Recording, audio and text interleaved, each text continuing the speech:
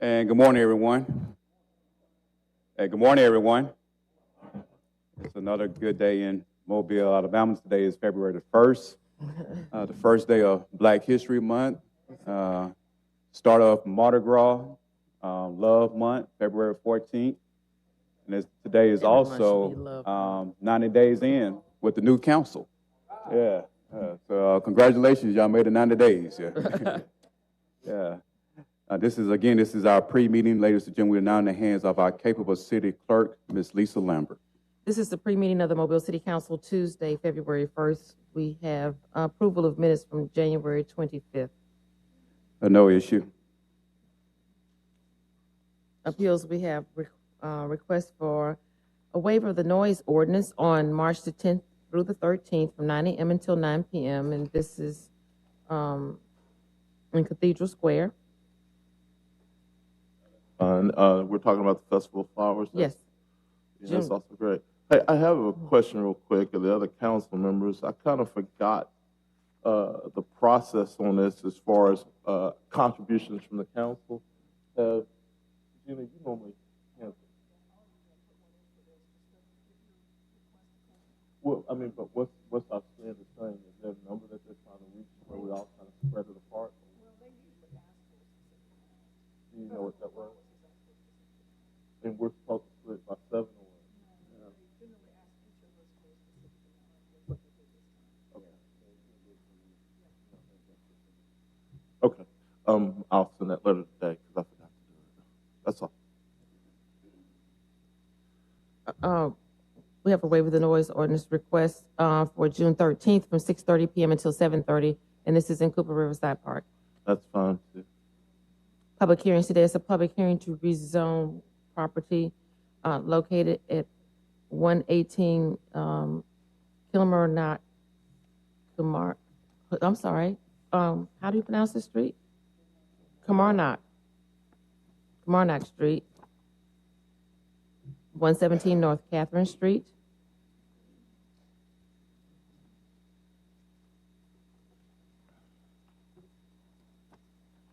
(2621) Ralston Road from R1 to B2. Public hearing to fix the cost of demolition of structures at 1530 Northview Drive, 624 Crawford Lane, 1306 Persimmon Street, 1801 Pake Avenue, 2006 Stockton Avenue.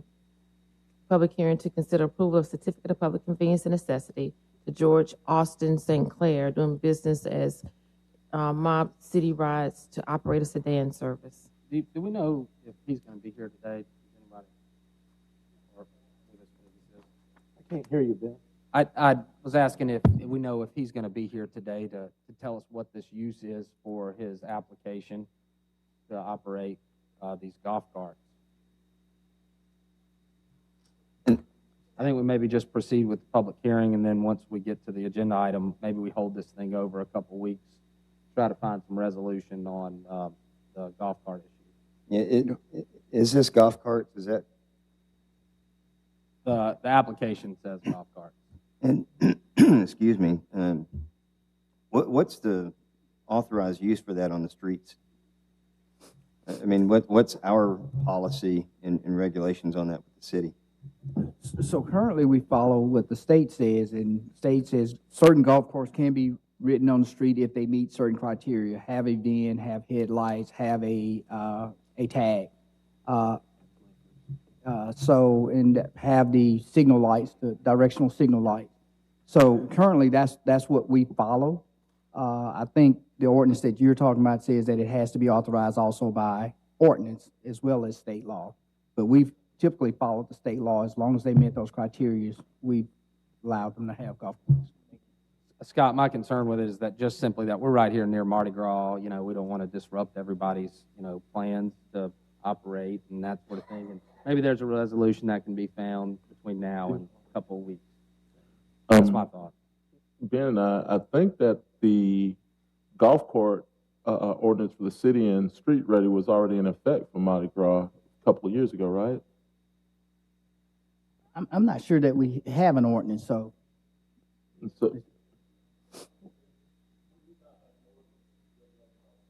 Okay, so, but they do have to be street ready for Mardi Gras. Street, I mean, I'm sorry, well, street legal, meaning tag, blinkers, headlights, rear view mirrors, the whole thing. They have to meet state requirements. Are we enforcing that? Yes, we do enforce it. I just wanted the general public to hear that, Chief. I just wanted the general public to hear that we are enforcing that, so there are no surprises. Presentation of petitions and other communications to the council. Sabrina Mask, she wants to introduce Terrence Spivey, who has, I guess, written a play on the Clotilda. Terry Mitchell, she was signed up last week and she had to leave, so she's here to talk about the animal shelter, along with Anna Bush and Reverend Patterson, redistricting, Reverend Green, redistricting, Reverend McFarland, redistricting, Reverend Thorne, redistricting, Reverend Corey Brown, redistricting, Reverend Lou, redistricting, Valerie Mitchell, redistricting, Vivian Beckley, redistricting, Amy Andrews, redistricting, Aisha Williams, redistricting, James Averhart, redistricting, Reverend Tony Allgood, regarding urban camping ordinance, LaTanya Patterson, to introduce ambitiously him and her King Foundation to City Council and its citizens. So this is an organization and mission to provide teenage and youth, adults, parents in Mobile with appropriate skills to live and be productive. Madam Clerk, yes. I will be putting emphasis during the statement of rules about the 3 minutes, 2 minutes, and then the 1 minute warning bell. But there will be emphasis put on that rule during the statements of rules today, and that will apply for everybody. Someone already contacted the clerk office and asked could they go over 3 minutes, and that would not be allowed unless one council member stand that person one, particular, that 1 minute and everything. But again, we're going to stick to that 3 minutes for every single body. Mr. President, Yes, Mr. could we move all other business outside of redistricting to the top so those people don't have to wait around as long? Let's say we just go into the order that what it was. I mean, we got redistricting, we got animals, we have. We have Fred Wheeler asking council support for House Bill 24. Yeah, and I think we also have the shelter. Yeah. And then plus whoever else signed up at the door. I just think that redistricting is take a while, and with respect to the others not having to wait around for that amount of time, if we could let them state their business and leave. No objection from me on doing that. I guess y'all waiting on me to chime in, huh? I made the request yesterday that we take redistricting at the top of the order because it was the order in which it was called in. I also called the clerk, reached out to the chairman. So I don't care what we do, but I think it's probably the most important agenda item that we're going to have to face over the next 2 weeks. Any inputs from you, Councilman Days? I concur with Councilman Jones. Councilman Penn? I think if, the people who, they wasn't prepared for the change, so we didn't present it before, so I think we should leave it like it is. Councilwoman Gregory? Lisa, didn't y'all group everybody together last week? All the different groups would be in one, Yes, just to make it easier for everybody? Right. Those that were associated, and pretty much today it's the same thing. Those that had individual, that have individual issues, they're separate. Terry Mitchell and Anna Bush are together because they are speaking on the same thing. Right. How many do we have there outside of redistricting? 2, 3. 4.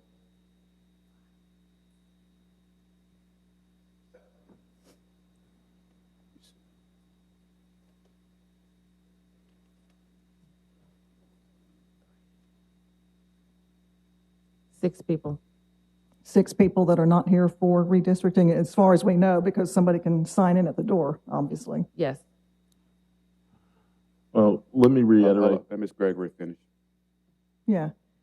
You know, I think for the people who were coming down to speak to a certain subject, they would probably prefer not to sit here for an hour waiting to be able to speak to us about their subject, be it animals or homeless or the camping, you know, or whatever. So I'm good with whichever way the council prefers to go. I don't think it matters that much one way or the other, which, you know, when you call in to speak to a subject, you're not guaranteed to be number one on the list. You know, you're guaranteed to be able to speak during the council meeting. Mr. Guerra? Well, I mean, I'm of the same opinion. The people that are here to speak to redistricting, it would also be somewhat unfair if we asked them to sit around here and wait the same hour. So it doesn't matter which way it comes. You know, they've got to wait the same hour to speak as anybody else that's on the request to speak to the council. My thing is that I hope that everyone is heard today, and that everyone from the administration stays here to hear what is said today. Mr. President, Mr. Reynolds? we've wasted enough time on this one. Let's move on. You know, Yeah. it's on the agenda. Let's get on with it. You know? So we keep like it is, Madam Clerk. Thank you. Ordinance is held over. 39003, ordinance regarding urban camping and improper use of public places. Mr. Reynolds? Yes, I today would like to get the amended version substituted in so that when we do take this thing up, it appears from the public safety meeting that the can would like to be kicked to March 2nd. So when we take this thing up in March 2nd, I'd like to have the clean version that's been discussed and debated for minor changes really to the ordinance. We've got a copy of that the clerk's office is in receipt of, and those changes were the ones we discussed in public safety meeting. I can just run through those briefly. There was a red line that was issued to everyone. Make sure I got the right version here. Essentially, we're making property to be treated like litter, abandoned property, removing the paragraph that deals with storing or storing property. We're amending Section B to accommodate camping with a permit. Camping can happen with a permit issued by the Director of Public Works or his designee. And then it changes the enforcement mechanism in place for a breach of the law. Removes Section E. It changes the fine from $100 to $500 to up to $500, and imprisonment up to 6 months. And then it removes the Section 2 sections A and B regarding amendments to the existing city code to allow for municipal enforcement taken out of this and just allow the police to take action. So I would like to get these amendments. These are pretty simple, straightforward amendments introduced today. So we would, Chris helped me with the parliamentary procedure, but I think we would take the item up. I put forward the amendments, take a vote on the amendments, and then hold the amended version or non-amended version over until it can be heard once again on March 2nd. Is that correct? That's right. Well, I disagree with you, Mr. Reynolds. You said kick the can down to March 2nd. That would have got us in this trouble right now by kicking cans, you know. But anything else from the council? That's going to committee on March 2nd, right? No. Come back to us. So to go to committee again before then? We have not set that. When we had our committee meeting last week, it was last week, wasn't it? Yes, ma'am. We discussed the ordinance. We knew that there were some amendments that were to be added. And during our discussions, we decided to lay it over until March 2nd. There was no discussion about holding another committee meeting at that point. There was some discussion about asking the homeless groups to come in and collaborate to Correct. fund.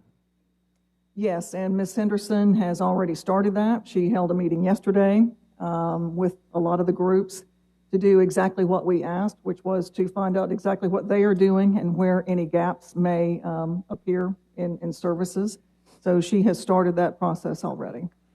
So we're not going to include those conversations or what findings we may have in the ordinance? Well, why don't we wait and see what happens with Ms. Henderson's meetings before we start changing things? We need to at least get the amendments put in that Mr. Reynolds has proposed. And then as these meetings go forward with Ms. Henderson, we can find out from her what suggestions, needs, that sort of thing that they have. Yeah, right. And it comes back up March 2nd, so we can decide to vote or not. I mean, it's not like it can be amended. Yeah, and it can be amended at that time.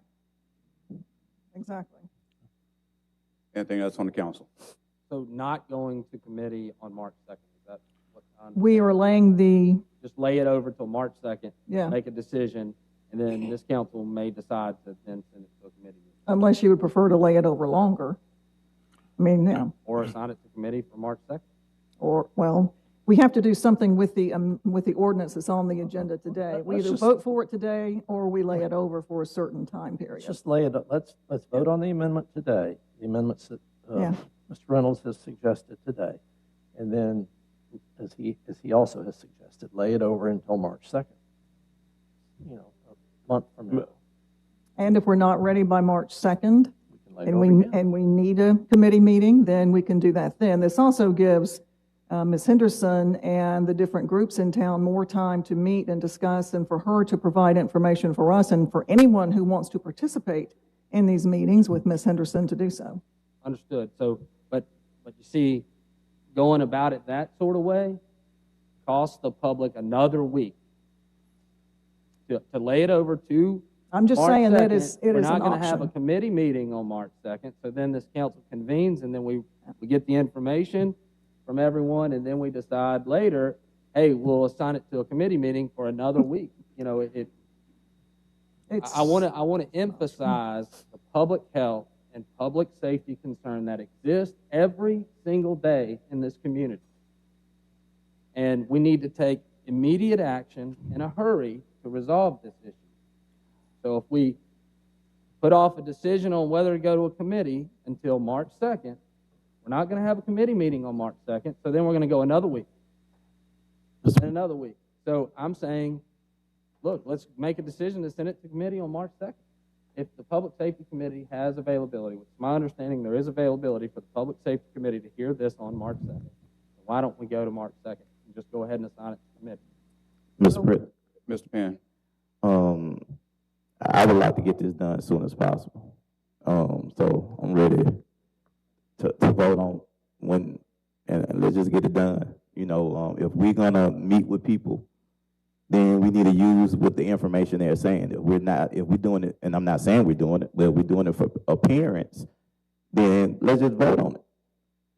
But if we're gonna take it serious, let's plan a meeting, do a committee meeting, and let's just call it, and then we know we'll have the information from Ms. Henderson, and then we can move forward. But I don't want to keep laying this thing over and pushing it forward. Ms. Gregory. Yeah, well, the issue is still, we have to know when to lay this over until. If you want to hold a committee meeting on March 2nd, then we would have to lay this over for at least a week after March 2nd. And I'm okay with that. I think that's a good resolution. Committee meeting on the 2nd, and then on the agenda for the 9th. So it is going to committee with the recommendations from Ms. Henderson. That's the way I understand it as of this moment. And Anitra, I don't want to put any extra pressure on you, but I know you've already started those meetings. We have started those meetings, and I'm happy to give you any information if you can wait until next week. We're still getting some data together, but we will have that information by Tuesday. So, council, let's look at having a committee meeting on March the 2nd, and then we have this vote to come back up on March the 8th, and we just lay this over until March the 8th. Perfect. Thank you. Be the 9th. The 8th, yeah. 8th. Madam Clerk. Resolutions held over 01091, authorized agreement between the City of Mobile, AlDOT, the City of Sims, and Mobile County for traffic signal improvements along Schillinger Road, Theodore Dawes Road corridor, and Airport Boulevard. 01092, authorized agreement with Jake Aker to provide tennis lessons and clinics for Parks and Recreation. 08093, approve item-based bid for street sweeper brooms. 08094, approve purchase orders for fuel. 08095, approve purchase order to CDW Government for network control software for IT department. 21096, authorized contract with ShotSpotter for subscription services for management of technical technology and consulting services, funding from the ARP. 1 minute, Madam Clerk, the council, are you good with that? Mr. President, Yes, Ms. Penn? Director Batiste, can you, and I'm sure y'all probably share the information, do y'all have any, how successful this been in other cities? Can you speak on that to the public? So specifically to other cities, I've been in communication with Birmingham, who actually have a version of ShotSpotter. And again, ShotSpotter by itself is not a very effective tool. With the technology that we're trying to integrate with the use of technology, I believe it'll be a very effective tool here in the city of Mobile. Some of the cities that use ShotSpotter just use the ShotSpotter system itself. They don't have the camera integrated system, the personnel assigned to do the follow-up with the information or the data that they're receiving on a regular basis. We have put together a plan called EchoStop, which focuses on integrating all of those tools together to create an effective outcome with ShotSpotter. So it's not just ShotSpotter. It's so much more with that. So ShotSpotter is a component of what we're using the ARP funds for. It is a multifaceted approach to addressing criminal behavior in the city. Our intention is to address, we have like the Project EchoStop focuses on 4 particular areas: prevention, deterrence, compliance, and then of course protection. And so all of those things combined hopefully provides us the outcomes that we're looking for. Again, if you go to any of these other cities, if they're just using one component, which would be the ShotSpotter itself, they may not experience the success that they would be looking for. But the integration of all of the tools and the technology together hopefully provides for a better outcome. Thank you. And other council members? Yes, Mr. President. Mr. Reynolds? Overall, from my research of ShotSpotter, it sounds like it can be an effective tool if used appropriately. The only real concern that I've heard that really I don't understand fully is the microphones that are put out in the communities, them picking up other, information other than just shots. And so I just want to make sure that our citizens' privacy is protected with all this, that we're not, infringing on their rights to privacy. So the system is not designed to pick up conversations. It is based off the decibel from a gunshot that typically activates the microphones. And so it is not designed to pick up casual conversation between 2 individuals standing in a particular area where a microphone might be. Understood. I want to make sure that the public understands that that's, something that's been raised, and and I want to make it clear to the executive branch, our government, that protecting people's privacy is priority. We've got to protect people's privacy, and if this technology does allow for it or doesn't allow for it, that is something that we've got to always protect. So I want to make sure that you guys know my perspective on that. Councilman, I appreciate that. And again, I don't think I look good in orange, and I'm not looking to be somebody's girlfriend in prison. Mr. President. Mr. Jones? What we're trying to get after here is stopping an event before it happens. We're trying to stop an act of gun violence before it happens. And I've dealt with this for many, many years, and the approach that they're taking here is spot on. You can't just look at one system and in and of itself get after this. You've got to have that multifaceted approach. You've got to have men and women on the ground, which is our police force, and we're working to get more police officers on the ground, put them in those hot spots. We're dealing with, hiring the intelligence agents to start collating data, and this will feed into that. So it can start telling a story to the operations folks that are putting together the operational aspects of stopping things before they happen. My only hope is that you turn this off on New Year's Eve and 4th of July, or you're going to be having a lot of problems. So thank you for what y'all are doing. Any other council members? Madam Clerk. 60, 097, and 98 are approving settlement agreements and release of claims. 60, 099 establish redistricting guidelines for council districts in the city of Mobile. Yes, I do plan to amend that. I sent each and every one of you the language, and I think that I'll just ask that it be amended to reflect the language requested by the League of Women Voters. I think I've heard from every one of you, and you all approved of it. So that'll be the simple amendment right there so that we can move on with it. And I think we all wanted to be added as we have been added. As sponsors, yeah.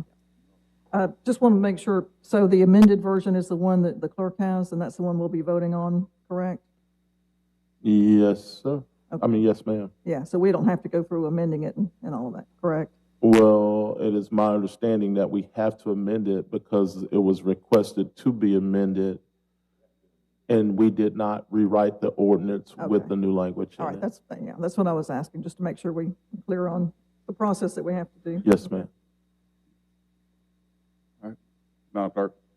Ordinance is being introduced. 64, 004, 005, and 006 are the rezonings of said properties. Consent resolutions being Hey, introduced. can I ask one question? Sure. Yes, Mr. O'Carroll. For some ungodly reason, I didn't read 64005 in its entirety. Why are we rezoning right there? What was the request? Are they trying to put something there, or nobody knows? Mr. President, Yes. this is 117 North Catherine. Yeah. That property is actually adjacent to that Kilmarnock. I think they're back to back or something like that. But it's the request was to rezone it to B2, to renovate the property and allow for general retail shops. It was approved by the Planning Commission.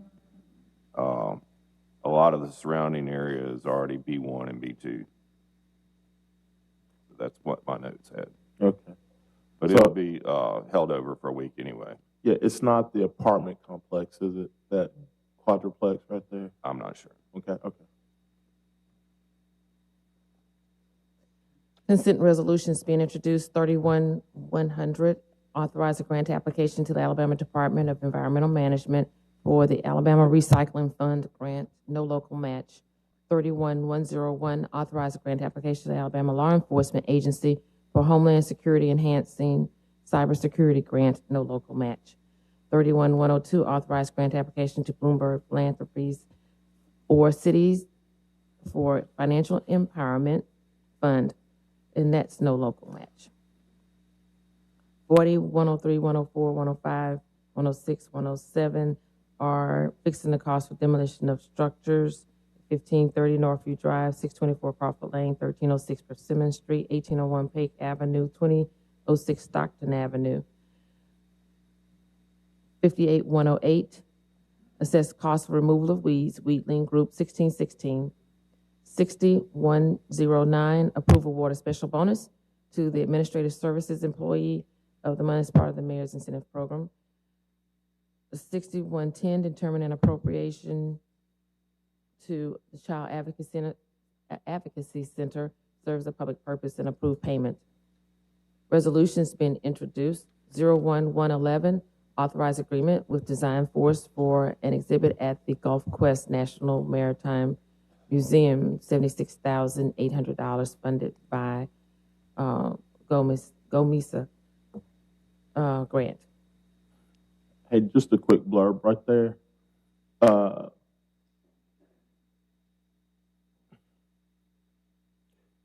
If I remember, this is the year that we complete all indebtedness on the Gulf Quest building itself, right? So we should have our debt service to Gulf Quest paid off this year. I think the last payment will be this coming December. Okay, somewhere, I couldn't remember, somewhere around it. So that frees up another $400,000 a month? A year. A year. Okay, so that's another $400,000 a year that we add to the budget to be reallocated into other areas. If I remember correctly, there was some exhibit cost, somewhere between $1 and $4 million. And if I remember, the exhibit costs were placed in the ownership of the board of directors, and that is not our responsibility. Is that's still true? To the best of my knowledge, it is. I'll verify that, but I'm pretty sure that's the case. Yeah. So, I mean, in that $400,000 a year, well, that's budget time. There may be some other things that we can consider during budget time that we can do there also. Mm-hmm. Thank you. 08112, approve item-based bid for fire nozzles. 08113, approve item-based bid for fire bunker gear. 08114, approve purchase order to Sunbelt Fire for fire turnout coats and pants, $148,775. 08115, approve a purchase order to Carrier Corporation for chiller at the Art Museum, $182,970. Ms. Gregory, did you Yeah, want to speak on that? Yes, Mr. President, thank you.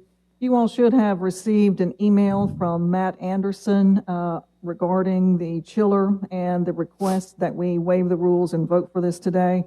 Matt is not here, but Deborah Velders, who is the executive director of the Mobile Museum of Art, is here. And if you have questions about why it is needed to go ahead and get this moving quickly, she is prepared to take any of your questions. Yeah, I've got questions about this, you know. Deborah, if you wouldn't mind, if you'll come down or maybe up. And it's not really about the necessity, it's just about the waiving of the rules. We've also got one on here to waive the rules for approximately $30,000. That's not a whole lot of money, but we're talking about $182,000, not hold it over a week. You know, so what's the harm in holding it over a week would be my question.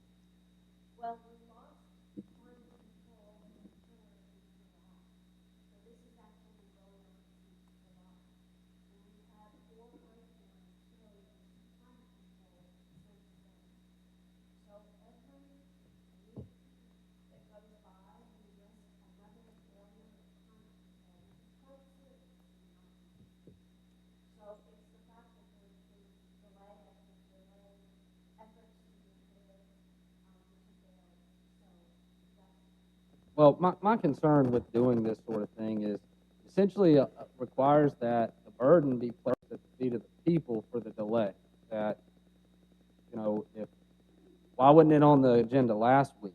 You know, that we shouldn't, and I know you don't ask or haven't asked for it much, this waiver, but, you know, now we don't have the opportunity to fully consider this, the broad public to consider it for a week. And this was something that I thought was a great change for this council when this rule was adopted, to hold things over for a week. So am I understanding this correctly to say that there is currently an operating chiller at the Art Museum right now?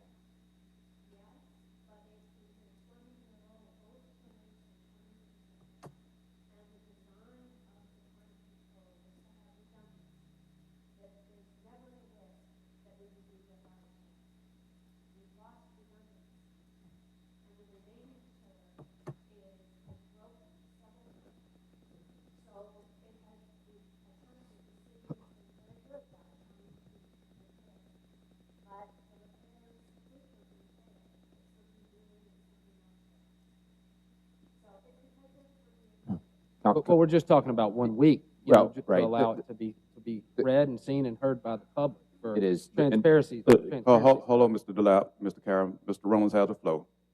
Then would be, So that's my point, you know, is, you know, when do we waive the people's right to know, you know?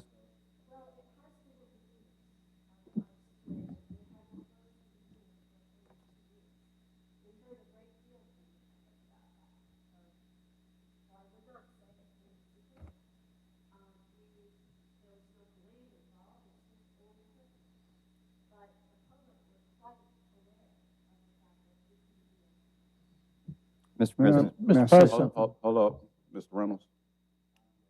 Mr. DeLapp. Mayor. I'd like to make a comment. Is the art that's in that museum is very susceptible to fluctuations in heat. So I don't know how many heat or the lack of climate control. I know that we've had to remove the art from the walls and put it in different storage because of the failure of the chillers over the last several months. And also, part of the delay has been the purchasing process, making sure, you know, that we have all the T's crossed, we've put it out for bids, that we've gotten competitive bids. And so the frustration with not just Ms. Velders, but with the entire Art Council board, you know, they understand our processes. But they are dealing with a crisis situation because they are the stewards of this art, and it's their responsibility, not the city councils, to make sure that we have this art protected.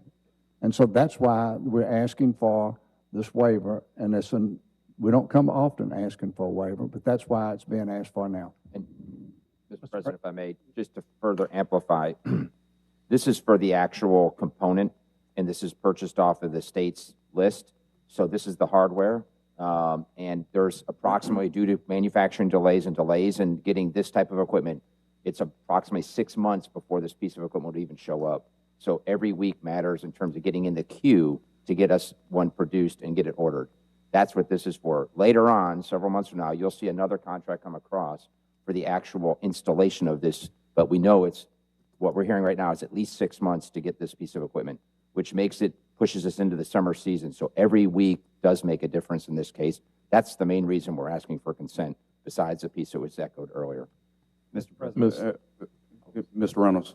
I'm not going to withhold unanimous consent today. I think you guys have made it clear that this rises to the level. I just want to make sure that it's known that, you know, this shouldn't be something that, and I know you haven't this far, but we're only 90 days in. I know that it used to be an issue, and I just don't want it to become an issue. There's a purpose for it, and I just want the legislative branch to make that known, that there is a purpose for the way that we conduct our business. So thank you all for all that you do. Mr. Carroll, then Mr. Jones. Thank you. You've already answered one of the two questions. One was about lead time, and then two was about the contracts. However, the key word that I keep hearing is redundancy, and I live in that world of engineering, construction, and major buildings. You keep saying piece of equipment, but I keep hearing you say that both units are out. So only one unit's out, or is it both units are out? Yeah, and I could let our asset management department talk, but we're replacing one of the chillers right now that is the one in worse shape. We've replaced components of the other, and so to try and have one new system, that's what we got the quote for currently. My question again, is it one unit that's out, or is it both units that are out?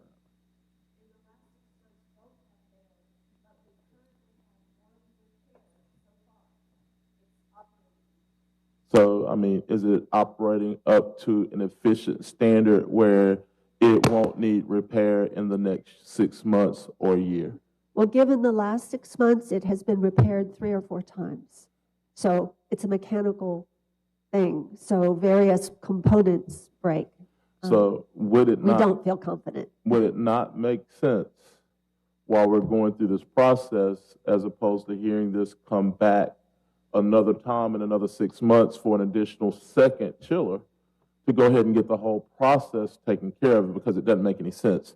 When dealing with museums and museums hospitals, BSL 1 and 2 labs. This is a mandatory process in these environments because of the type of exhibits or equipment or individuals that are there. So if one unit gets struck by lightning this summer or we have a hurricane, then we're still without a unit because of the redundancy issue.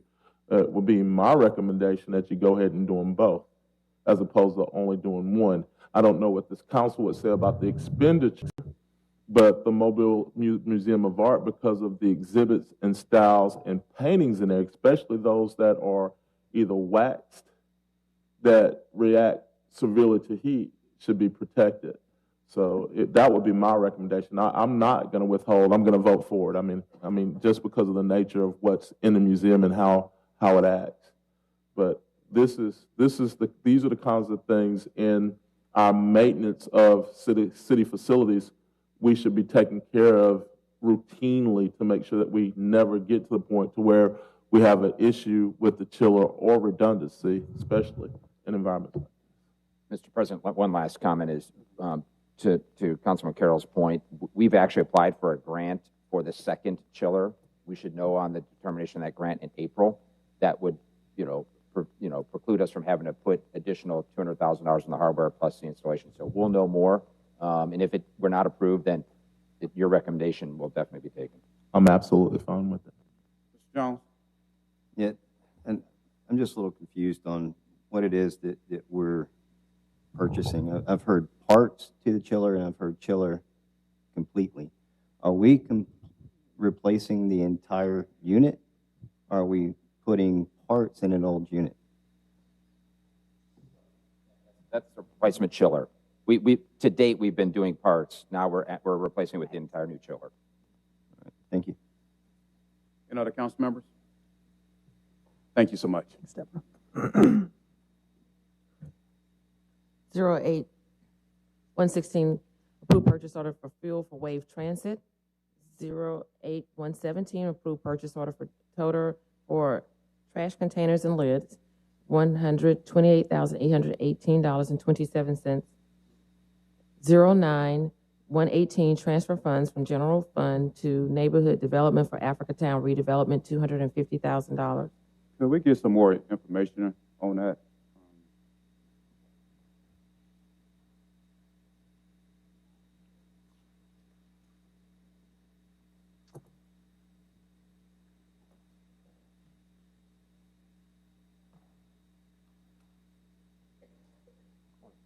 This is a coordinating item with the ARP Social Service Funds for the same entity. It'd be increasing. Could you put your mic a little bit closer to your mouth, please? Thank you. It'd be increasing their proposed ARP contract from $250,000 to $500,000 total.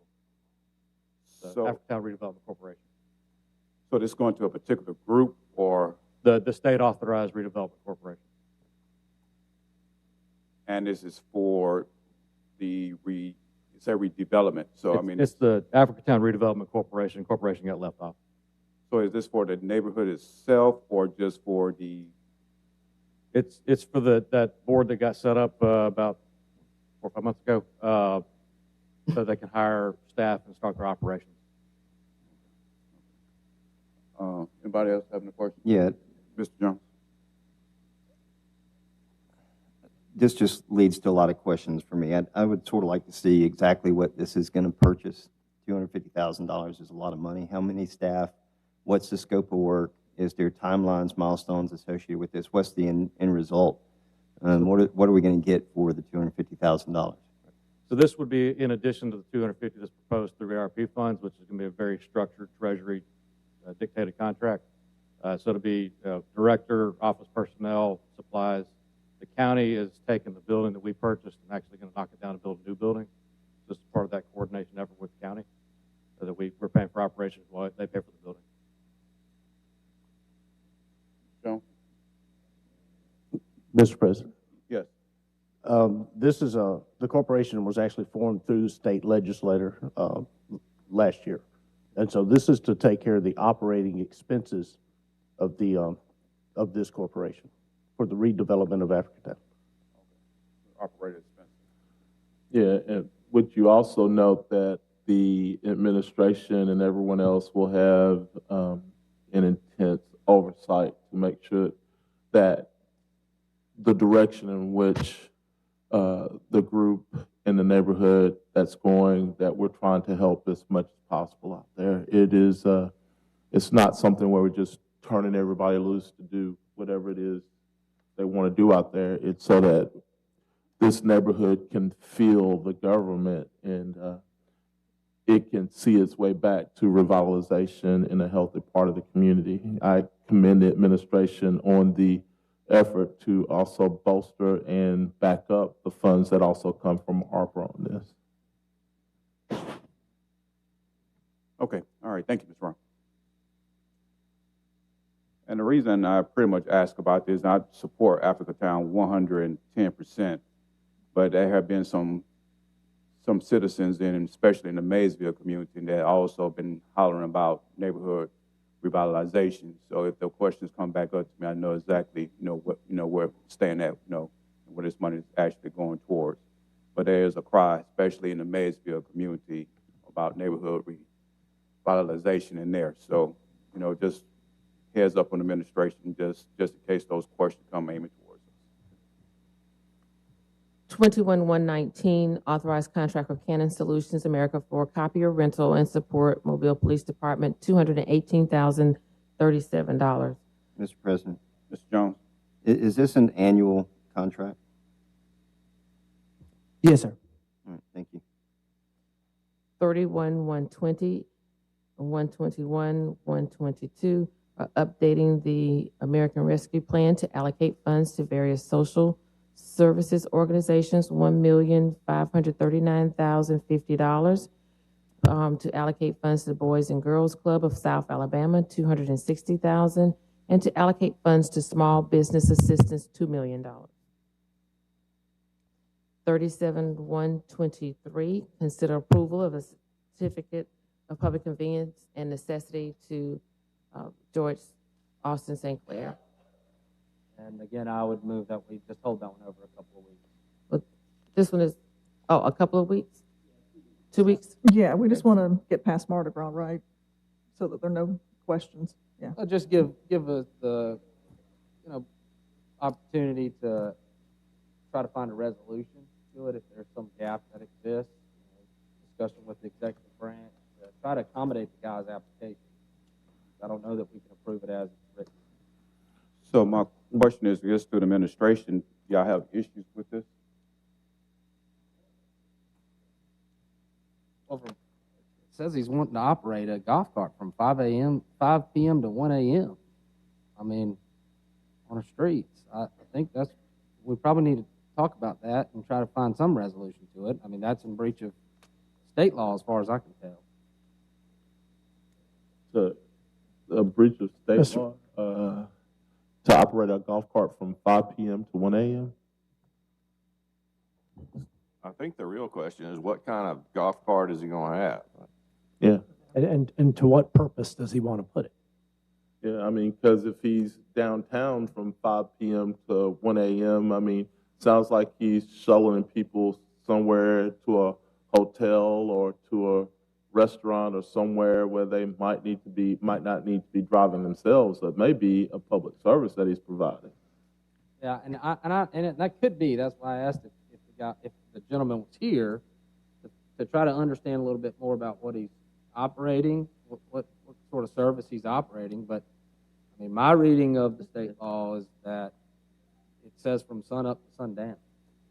So I don't know what the resolution is, and instead of trying to take it all up here today, I'm saying just lay it over 2 weeks so that we have an opportunity to make sense, heads or tails, of do we need an ordinance? Does the ordinance already exist? Where are the parameters on all of this? It's not my intent to try to disrupt people's plans for Mardi Gras.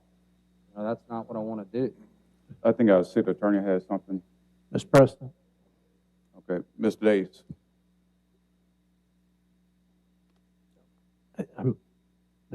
Just because, let me put it this way, assuming that state law would permit this kind of activity, that doesn't mean we're required to allow this kind of activity. And we need to understand more about what the vehicle is going to be, what it's going to be used for, where it's going to be used, that kind of thing. So I'm fully supportive of holding it over until we can get some of these unanswered questions answered. Mr. President? Go ahead. Go ahead. Yeah, I would further add on to what Mr. Dave said. You know, no less than one time a week, I get emails related to traffic and safety in the downtown area. And as we continue to revitalize that area, and we have more pedestrian traffic, we're seeing bicycles, we're seeing scooters. Now we want to see golf carts. We have vehicle traffic. So I think this is something that needs to be looked at from a holistic perspective in that area and come up with some type of approach and from the administration on how do we want to handle that and make it safe and feasible for folks to get from point A to point B, and many different options that are out there. But I think it's something we need to look at for sure. Mr. Carroll? Yeah, thank you. If more time is needed, then hold it over next week, or at least only hold it over 1 week. Sometimes we're approaching on livelihood of others. The other thing is that we're talking about from dusk to dawn. I mean, I live on the parade route. I can tell you I probably count 30 golf carts a night that operate beyond dusk to dawn. So, I mean, we need to be careful on who we are placing restrictions on when we're not placing the same restrictions on other people. So, I mean, if we want to look at it, let's look at it over a 1 week period as opposed to holding it out during the prime time of possible business. Yeah, and I agree with Mr. Carroll. I mean, basically, we messing with people's livelihood, possibly. If, Mr. Reynolds, if you can probably reach out to this applicant within the next week, and also the city clerk office, if y'all can ask the applicant and make sure if he comes next week, then we can probably just get to the bottom of this before we can just move on and everything. Mr. President. Yes, Mr. Days. There's an important difference between someone operating their own golf carts on the streets in order to transport themselves and our authorizing someone to operate a golf cart for hire to transport other people. Mr. President? Yeah, Mr. Penn. To the administration, is there any issues? Have y'all seen any issues with this?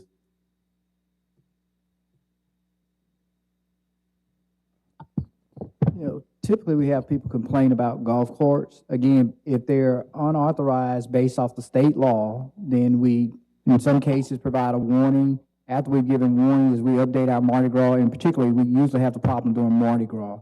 And so we let people know that they can be towed if they're not in compliance, if they're driving on the street. So the issue pops up in neighborhoods from time to time.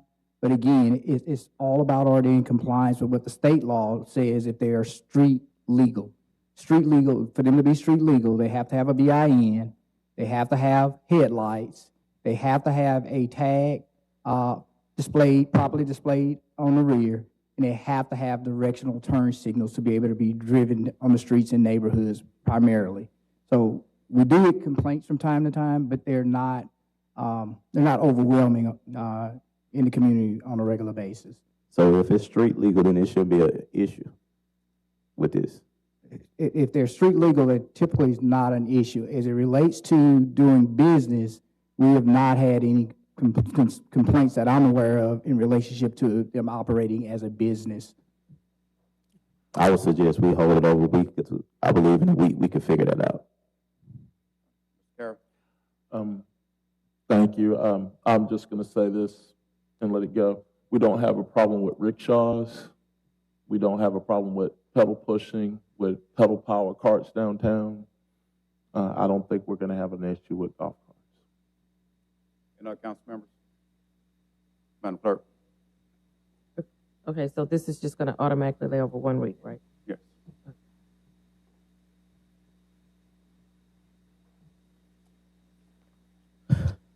6124, authorized settlement agreement and release of claims.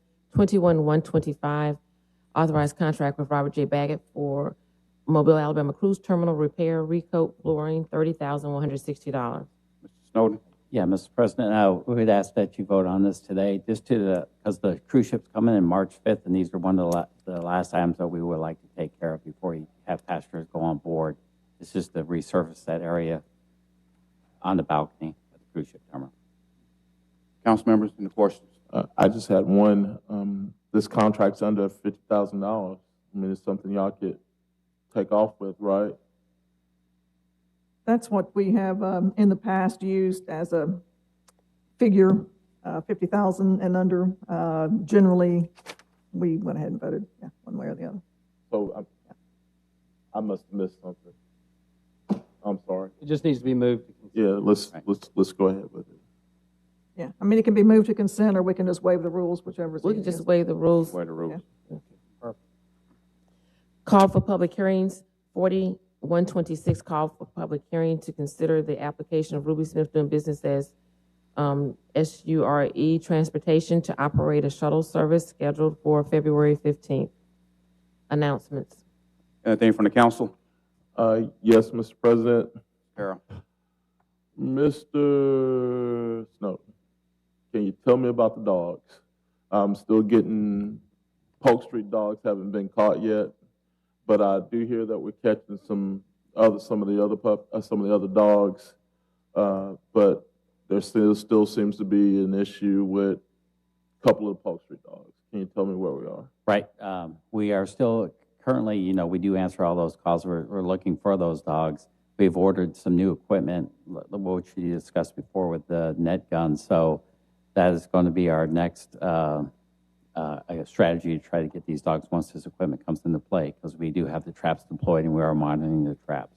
And we continue to engage with and they have been helpful with allowing us to put the traps in the area.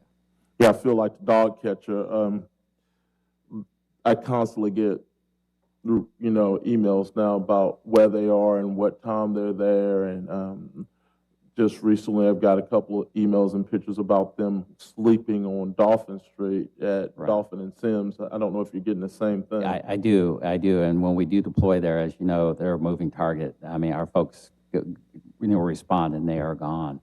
I know that they're both Allie and I both get those emails, and we do communicate directly with the folks as they call in. Well, let's please continue on a valiant effort to get this under control. Mr. President? Yeah, I've been getting a lot of emails and calls as well regarding that in District 1. And so I'll be sending some information. I'm asking, in certain areas and neighborhoods, but let me ask you this. If we figure out that it's coming from a certain home, is there anything in place to make sure the homeowner is doing their job? Yes, sir. When we do, like I said, when we get those complaints and we do have an actual address, the ACOs will go to that address and talk with the owner and try to educate the owner. But if the dog's being neglected or in danger or injured or sick, we will take custody of that animal.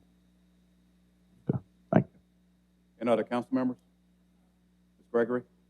Yeah, the mayor had invited us to be a part of a photo op, 10:20, is that correct, Mayor?